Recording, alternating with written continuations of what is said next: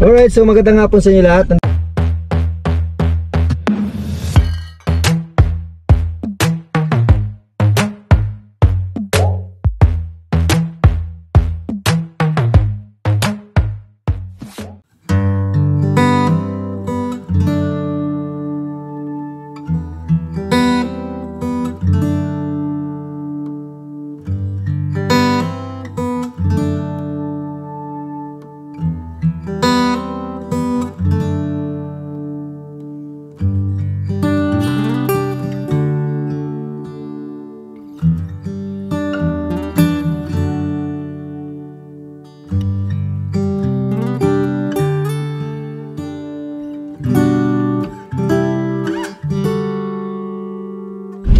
Alright, so magandang hapon sa inyo lahat. Nandito ngayon sa Barangay Abella dito sa Naga City kasi dinaanan ko yung isa sa pinakalumang hotel dito sa syudad.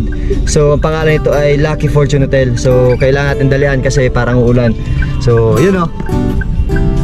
So actually na-vlog ko na tong gabi pero dito lang sa labas kasi hindi naman talaga pwede pumasok kasi talagang very secure na ang gate dito. So nakapadlock na. So labas tayo.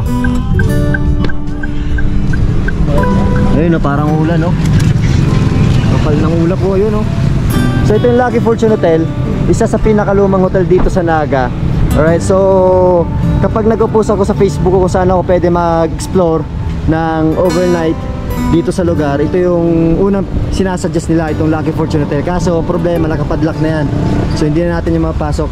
So hindi ko alam kung privately owned to or pag-aari ng bangko, pero pagkakaalam ko based sa mga tanong-tanong namin, lalo na sa malapit na kapamilya ng owner nito, pag-aari na dito ng bangko. So kung makikita nyo, lumang-luma oh. So sa hanggang sa taas, so halos bulok na, tapos yung mga bakal dito kinakalawang na. So pinaliparan namin tong drone. So yung talagang yung taas, halatang luman at napabayaan na. So kung makikita nyo, halos secure na yung mga papasok dito. Kasi dati open na open to. So napapasok yung mga tao dito, yung mga tambay. Kasi siguro nahalata ng mga owner nito na talagang yung mga gamitan sa loob nauubos na. So dati kasi tinitirahan to ng mga walang bahay. Yun, kaya ginawa siguro ng bangko, pinadlock na to. So dati ang ganda nitong hotel na to.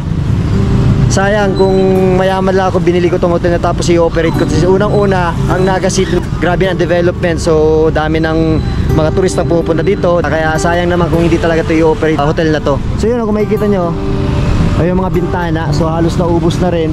So kung makikita nyo yung mga green, nakikita nyo, wala na yan. Dati may mga grills dyan ng bintana, kaso naubos na. Ayun, yung bubong, ubos na rin. Ayun, no? So kinakalaw ng mga bakal. Ayun. So nakapadlock to, hindi natin mapasok yan. So ito yung ni-request sa akin na pasuhin ko daw ng alas 12 ng madaling araw, kasi hindi natin mapasok kasi talagang padlock na. Alright, so dati yun yung guardhouse, dito yung entrance ng kotse.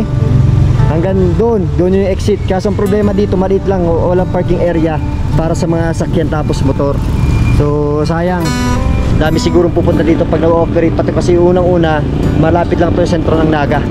Alright, so yun, paalam na tayo, let's go.